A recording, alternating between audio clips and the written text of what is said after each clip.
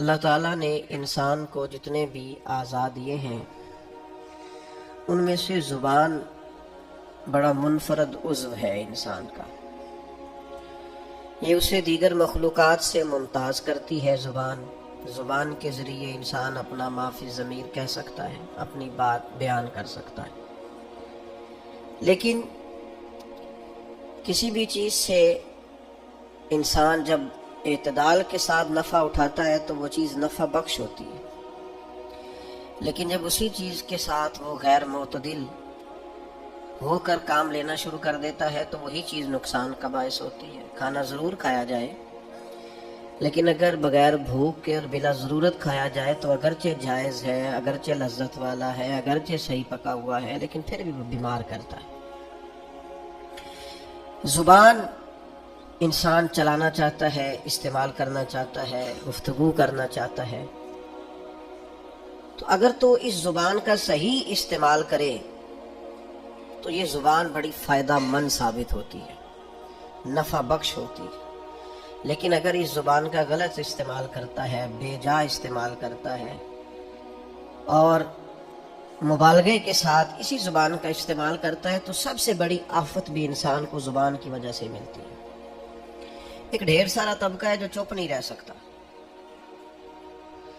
یعنی اگر وہ تھوڑی دیر چپ کر کے بیٹھیں تو آپ یہ سمجھ لیں کہ وہ بیٹھے نہیں ہوئے، سوئے ہوئے ہیں. وہ یہاں سو جائیں گے یا بولیں گے. ان کے چپ رہنے کی اللہ ماشاءاللہ صرف اتنا سبب ہوتا ہے کہ اب جناب آرام میں ہے. بہت گفتگو لوگ کرنا چاہتے ہیں، بہت بات کرنا چاہتے ہیں. اس کا طریقہ بتایا نا اسلام نے، کرو بات، ہر وقت کرو، لیکن ادھر ادھر کی نہ کرو، اللہ رسول کا ذکر کرو. بولتے رہیں ہر وقت، بے شک کریں آپ ذکر، پر کریں ذکر الہی. دنیا داری کی باتیں دل سخت کر دیتی ہیں. جب آپ دنیا داری کی گفتگو کرتے ہیں تو جھوٹ سرزد ہوتا ہے، اس کے نتائج بڑے خوفناک برآمد ہوتے ہیں. تو ہمیں خوبصورت طریقہ بتایا اللہ تعالیٰ نے قرآن مجید میں کہ یا ایھا الذین آمنوا اذکروا اللہ ذکرا کثیرا، اے ایمان والو تم اپنے رب کا ذکر کرو کثرت کے ساتھ. کتنا کرو اور اس کی حد کتنی ہو؟ فرمایا وَسَبِّحُوهُ بُكْرَةً وَأَصِيلًا، صبح و شام بس اسی کی پاکی کا بیان کرو. صبح ہو، شامیں ہو، راتیں ہوں، دوپہر ہو، سپہر ہو، تم اسی کی یاد میں اپنے آپ کو لگائے رکھو. کثرت کے ساتھ اگر کوئی تم نے کام کرنا ہے تو اللہ کی یاد ہے، اس کے نتائج برآمد ہوتے ہیں. انسان قلبی اطمینان محسوس کرتا ہے. دانشور کہتے ہیں کہ بہت زیادہ باتیں کرنے والا آدمی، بہت زیادہ باتیں کرنے والا خود بھول جاتا ہے کہ بھلا میں نے پہلے اس شخص سے کیا کہا تھا. بہت زیادہ باتیں کرنے والے آدمی کا حافظہ کمزور پڑنے لگتا ہے. بہت زیادہ گفتگو کرنے والا آدمی اعصابی طور پر تھک جاتا ہے، تھکاوٹ اسے ہونے لگتی ہے. لیکن اللہ کا ذکر اور اللہ کی یاد ایک ایسی چیز ہے، آپ مستقل کر کے دیکھ لیں، جتنا کرتے جائیں گے طبیعت میں تازگی آتی جائے گی، اس میں سرور آتا جائے گا، سرور. لیکن یہ کہ ذکر کا صرف یہی معنی نہیں ہے کہ آپ نے تسبیح پڑھنی ہے سبحان اللہ سبحان اللہ سبحان اللہ الحمدللہ، صرف اتنا ہی معنی نہیں ہے، بلکہ صدر الافاضل سید نعیم الدین صاحب مراد آبادی رحمۃ اللہ تعالی علیہ نے ذکر کی 3 قسمیں بیان کی ہیں. فرماتے ہیں ایک ذکر ہے ذکر لسانی، کہ تم اپنی زبان سے اللہ کو یاد کرو. یہ ذکر لسانی ہے کہ تم نے زبان سے اس کی تسبیح پڑھی، تحمید پڑھی، تکبیر کہی، مختلف اوراد و وظائف پڑھے، تلاوت قرآن مجید کی، پھر دعائیں پڑھی، سونے کی دعا، اٹھنے کی دعا، کھانا کھانے سے قبل دعا، کھانے کی تکمیل پر دعا، سیڑھیاں چڑھتے وقت اللہ اکبر کہا، نیچے اترتے وقت سبحان اللہ کہا، پانی پیتے وقت بھی تم نے بسم اللہ شریف پڑھی، کوئی بھی خیر کا کام کرتے وقت تم نے اللہ کا ذکر کیا، تو یہ ذکر لسانی ہے، یعنی زبان سے ذکر. دوسری قسم ذکر قلبی کی ہے، تمہارا دل ذاکر ہو جائے، یعنی وہ جو ذکر قلبی ہے نا، اس میں شکر بھی شامل ہے. یعنی انسان اپنے اوپر خدا کی نعمتیں دیکھتا جاتا ہے اور اس کا دل اسے आजिज़ी की तरफ लाता जाता है, वो मोमबत्ती की तरह ढलता जाता है। उसका दिल बार बार उसे कहता है नहीं था तू इस काबिल जो रब ने तुझे अता कर दिया।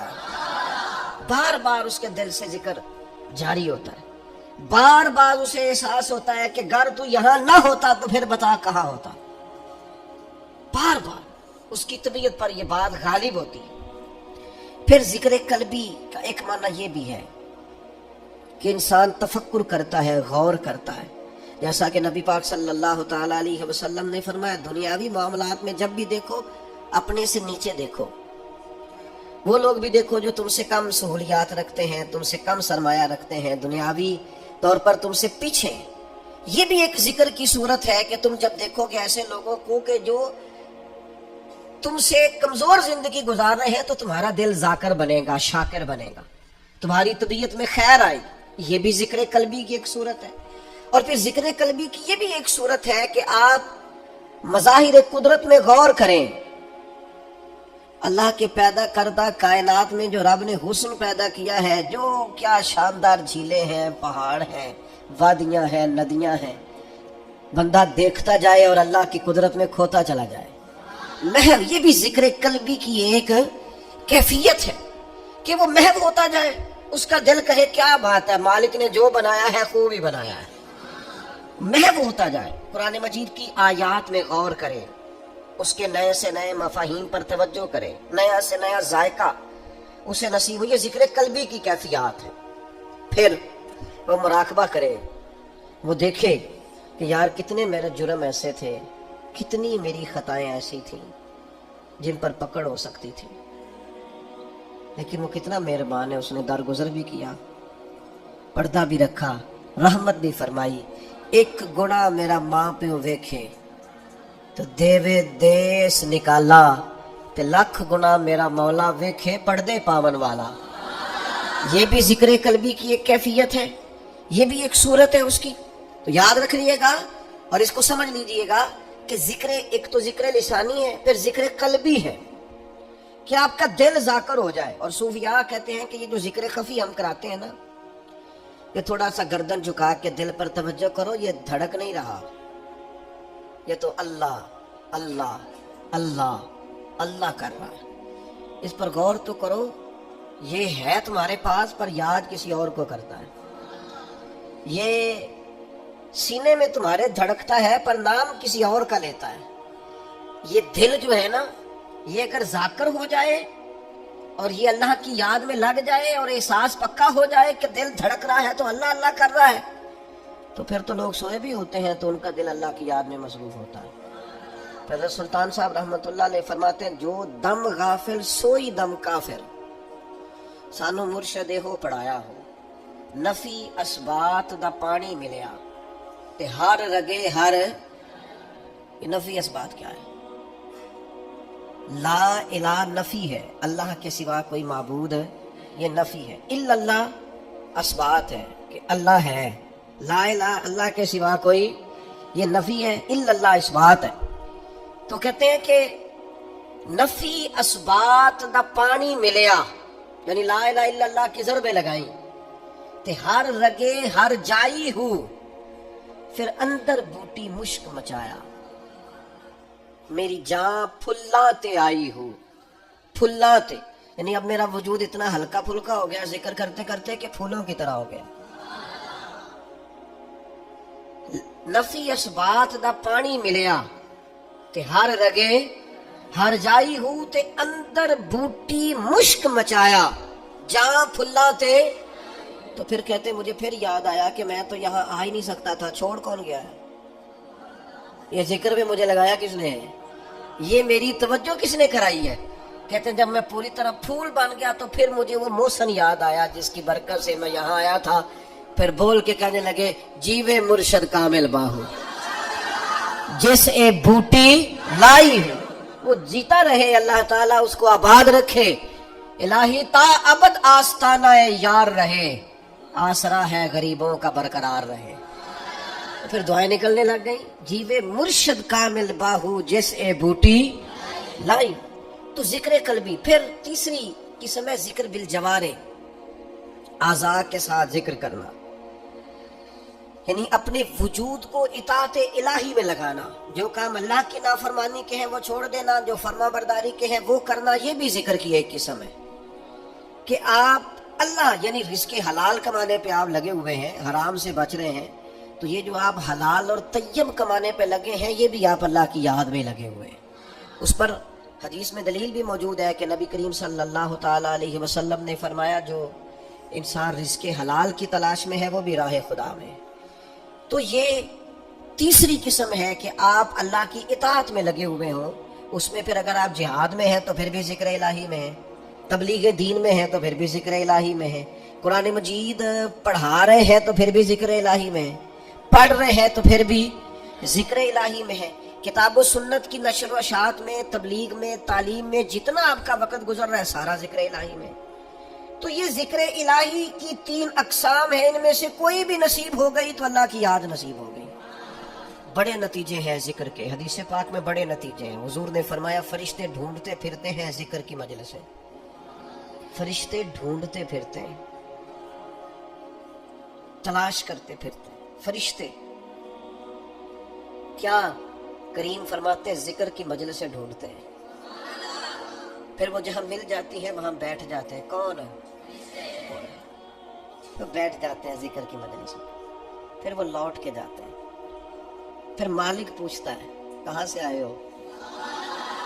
حضور خود فرماتے ہیں، یہ بات بیان کر کے کریم خود فرماتے ہیں اگرچہ اللہ جانتا ہے، اسے پتا ہے کہاں سے آئے ہو، کہاں سے آئے ہو؟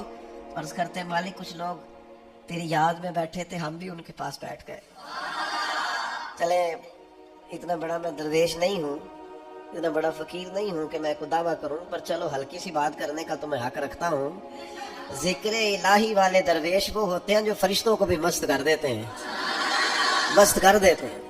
تر دامنی پہ شیخ ہماری نہ جائیے، دامن نہ چھوڑ دے تو فرشتے وضو کریں۔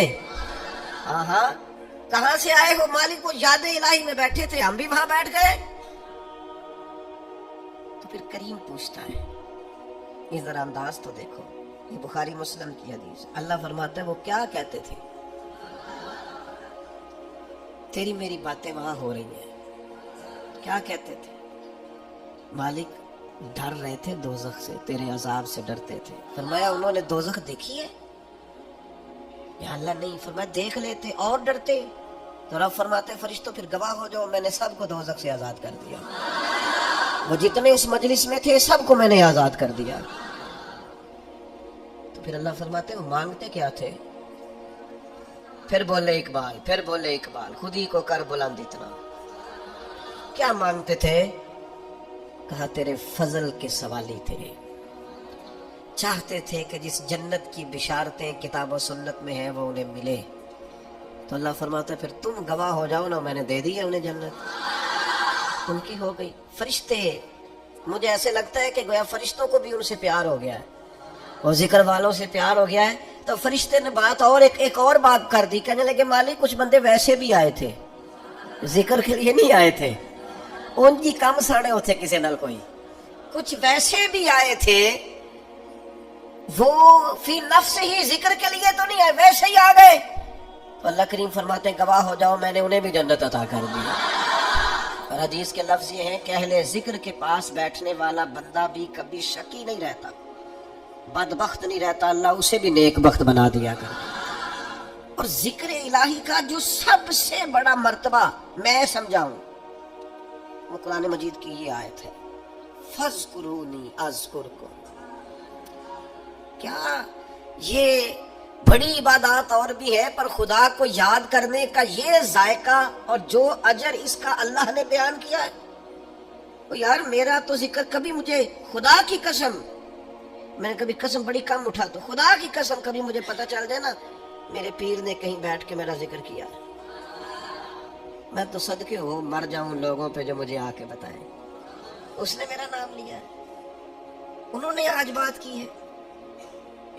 اس پتے سے ڈھونڈنا قاصد میرے محبوب کو، کالی زلف آنکھ مستانی ہے، پتہ تو چلے نا اس نے میرا ذکر کیا۔ استاد صاحب کہہ رہے تھے، اور فرشتوں کی مجلس میں ذکر ہو جائے، اور یار یہ اس کا انداز تو دیکھو قرآن مجید کی آیت کا، انوکھا، نرالا، یعنی ذکر پر ثواب بھی ہے، لیکن ذکر الہی پر اجر کا یہ رنگ، اس عبادت پر یہ انداز نوازنے کا، فَاذْكُرُونِي أَذْكُرْكُمْ، تم مجھے یاد کرو میں تمہیں یاد کروں گا.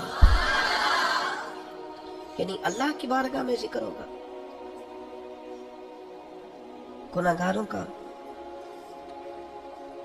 مجرموں کا، کمزوروں کا، ضعیفوں کا، جن کے نام کی کوئی شہرت نہیں، جنہیں کوئی نہیں جانتا، فرمایا تم مجھے یاد کرو میں تمہیں یاد کروں گا. اور حضور علیہ السلام نے فرمایا تم زمین پر رب کو یاد کرتے ہو، اللہ فرشتوں میں تمہارا ذکر کرتا ہے. اگر تم اسے تنہائی میں یاد کرتے ہو تو کریم بھی تمہیں یاد کرتا ہے، اور اگر تم لوگوں کے بیچ یاد کرتے ہو تو اللہ فرشتوں کے درمیان تمہارا ذکر فرماتا ہے. تم مجھے یاد کرو. اور فاضل بریلوی رحمۃ اللہ علیہ نے جو ترجمہ کیا وہ بڑا انوکھا ہے. فرمایا رب کہتا ہے فَاذْكُرُونِي أَذْكُرْكُمْ، تم مجھے یاد کرو میں تمہارا چرچا کروں گا. جگہ جگہ تمہاری یاد ہوگی، جگہ جگہ جگہ جگہ میری یاد بچھی ہے پیارے رستہ دیکھ کے چل. جگہ جگہ میری یاد بچھی ہے پیارے رستہ دیکھ کے چل. اور مجھ سے اتنی نفرت ہے تو پھر میرے دیش سے دور نکل. یہاں تو گلی گلی پتا پتا ڈالی ڈالی حال ہمارا جانے ہے. جانے نہ جانے گل ہی نہ جانے باغ تو سارا ہی جانے ہے. تو فرمایا تم مجھے یاد کرو میں تمہارا چرچا کر دوں گا. چرچا شرق و غرب میں، صبح و شاموں میں تمہارا چرچا کر دیا جائے گا. طیبہ کے سارے خادم پہچانتے ہیں مجھ کو. مرحوم اقبال عظیم نے کمال بات کی، کہنے لگے طیبہ کے سب گداگر پہچانتے ہیں مجھ کو خبر نہیں تھی میں اس قدر بڑا ہوں. میں ذاتی طور پر بڑا چھوٹا آدمی اور کسی جگہ بھی کوئی ایسی صلاحیت نہیں رکھتا یا کوئی ایسا کارنامہ. یہ بہت سارے لوگ فون کرتے ہیں نا آپ کے ساتھ پوڈ کاسٹ کرنی ہے، تو میں کہتا ہوں میں نے انٹرویو وہ دیں گے جنہوں نے کوئی کارنامہ سر انجام دیا، تو ہم نے دیا نہیں. اس لیے کاہے کا انٹرویو، کچھ بھی نہیں. لیکن ایسی گلیوں سے، ایسے کونوں سے گزرنے کا موقع ملتا ہے جہاں خیال ہوتا ہے کہ بھلا یہ لوگ ہماری بات کیسے سمجھتے ہوں. لیکن وہ کریم ہے نا، بندے کو بتاتا ہے کہ ابھی تو پورا فرما بردار نہیں، تو تیرے اللہ اللہ کرنے سے یہ انعام ہے، اور اگر تو پورا تابع دار ہو جائے تو یہ اللہ تعالیٰ انعام عطا کرتا ہے. اگر تھوڑا سا بھی، میں آپ سے عرض کروں گا اپنے وقت کو ادھر ادھر کی باتوں میں نہ لگایا کریں. آپ زیادہ سے زیادہ اوقات ذکر الہی میں لگائیں، زیادہ سے زیادہ. مجھے بڑے دکھ سے یہ بات کرنی پڑتی ہے کہ ڈھیر سارے لوگ ایسے ہیں جنہوں نے اپنی طبیعت کو ذکر کا عادی نہیں کیا. تھوڑا سا بھی ذکر نہیں کر پاتے، باقی ساری گپ شاپی کرتے رہتے ہیں. تو اپنے آپ کو اس کا عادی بنائیں. کچھ تسبیحات، کچھ اوراد و وظائف. میں اکثر دوست سوچتا ہوں کہ جن وظائف کے نبی پاک علیہ السلام نے اتنے بڑے بڑے فضائل بیان کیے ہیں، لوگ ان کو بھی نہیں پڑھتے. لا حول ولا قوت الا باللہ العلی العظیم. حضور فرماتے ہیں یہ اللہ کے عرش کے خزانوں میں سے خزانہ ہے. بخاری مسلم میں حدیث ہے، فرمایا دو کلمے ایسے ہیں زبان سے کہنے آسان ہے، میزان میں جب تلیں گے تو وزن بہت زیادہ ہوگا. اور حبیبتان الی الرحمن، فرمایا یہ دونوں کلمے تمہارے رب کے محبوب ہیں، اللہ کو پیارے ہیں. یا رسول اللہ کون سے؟ فرمایا سبحان اللہ و بحمدہ سبحان اللہ العظیم. کتنی اللہ کے محبوب نے دو کلمات کی فضیلت بیان کی، پڑھتے ہی نہیں لوگ، توجہ ہی نہیں کرتے.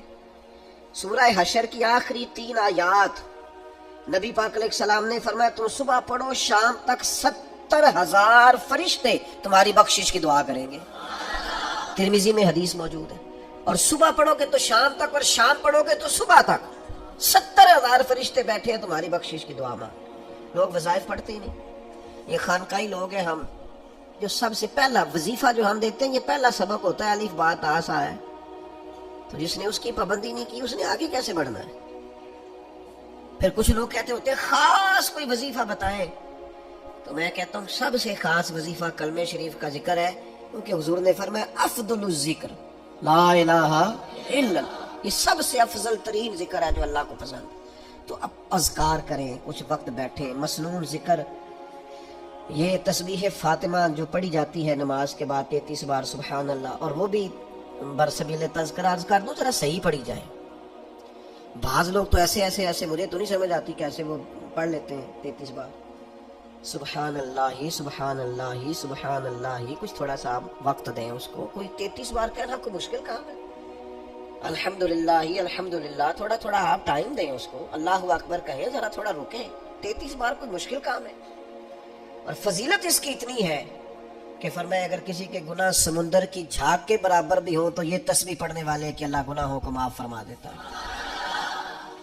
تو مسنون اذکار جتنے بھی ہیں، اور ہمارے تو شجرے میں جتنے ذکر لکھے ہیں نا ہمارے بزرگوں نے، وہ سارے وہی ہیں جو حدیث پاک میں موجود ہیں. سارے حدیث پاک والے وظائف اعلیٰ حضرت بریلوی رحمۃ اللہ علیہ ایک ایک پر ہم حوالہ پیش کر سکتے ہیں جو ہم شجرے میں دیتے ہیں. تمام احادیث میں توجہ نہیں کرتے آبا. میں آپ سے گزارش کروں گا بہت ساری باتیں ادھر ادھر کی کرنے کی بجائے کچھ وقت اذکار کے لیے لگائیں. لطف آئے گا آپ کو اگر آپ اذکار کریں گے، آپ چیزوں کو پڑھیں گے، آپ اس پر غور کریں گے، آپ کو ذائقہ نصیب ہوگا. تو اپنی طبیعت کو ذکر الہی کی طرف مائل کریں. اللہ تبارک و تعالی ہمیں سمجھنے کی توفیق عطا فرمائے.